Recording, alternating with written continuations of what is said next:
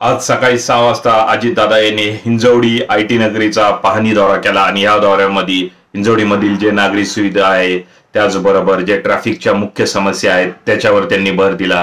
हिंजवडीमध्ये खूप जास्त प्रमाणात अतिक्रमण झालं आहे, रस्त्याला लागतच अनधिकृत बांधकामं वाढत चालली आहे, त्यामुळे ट्रॅफिकची समस्या होती। तसंच पावसाळ्यामध्ये आता पाऊस झाल्यानंतर सगळ्या हिंजवडीमध्ये पाणी वाहत होतं, रस्त्यांवर 4-4, 5-5 फूट उंच असे पाण्याच्या नदी वाहत होती, जसं काही वॉटर पूल झालं होतं हिंजवडीचं। आणि त्यामुळे कुठेतरी आयटी कंपनीज खूपच त्रस्त आहेत। आयटी एम्प्लॉईजला कामालाही जाता येत नाही, तासन तास हिंजवडीच्या ट्रॅफिकमध्ये ते अडकून राहतात। आणि हीच बाब लक्षात आल्यानंतर बऱ्याच आयटी कंपनीजनी अजित पवार, देवेंद्र फडणवीस, मुख्यमंत्री उपमुख्यमंत्री यांना या समस्या सांगितल्यानंतर 12 दिवसापूर्वी अजित पवार यांनी हिंजवडीचा पाहणी दौरा केला होता आणि त्यानंतर काही सूचना केल्या होत्या।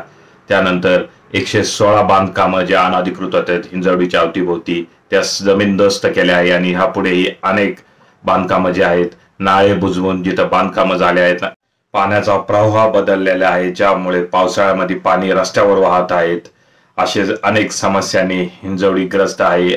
त्यामुळे कुठेतरी हिंजवडीतील आयटी कंपनी आता बँगलोरला, हैदराबादला जाण्याचा विचार करत आहेत। अनेक छोट्या मोठ्या कंपनी गेले पण आहेत, परंतु अजूनही बऱ्याच कंपनी पुण्यामध्ये जे आहेत त्या पण जाऊ नये यासाठी आता सरकार कुठे तरी गंभीर्याने विचार करताना दिसत आहे आणि अजित पवार ऍक्शन मोडवर दिसत आहेत।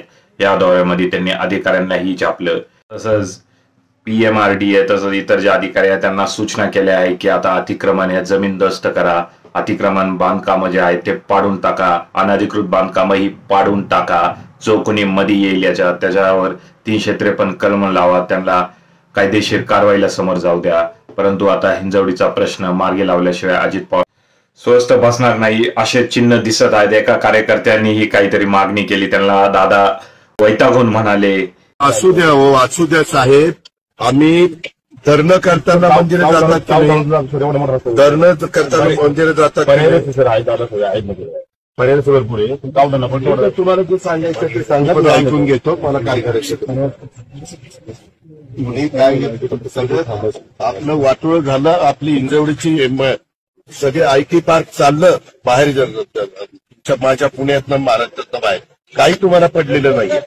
बेंगलोरला, हैदराबादला कशाला मी सकाळी 6ला येऊन इथं बघतोय, ह्याच्यामुळेच बघतोय, मला कळत नाही, माझी लोक नाहीत, परंतु ते केल्याशिवाय आपल्याला त्यात नाही। आम्ही कुठं तुम्हाला 12 कॅमेरा बंद करायला। त्यामुळे आता येत्या दिवसात हिंजवडीचा ट्रॅफिकचा जो प्रश्न आहे तो अजित पवार मार्गे लावण्यात यशस्वी होतील का नाही होतील हे आपल्याला बघायला लागेल। काय वाटतं याबद्दल कमेंट करा।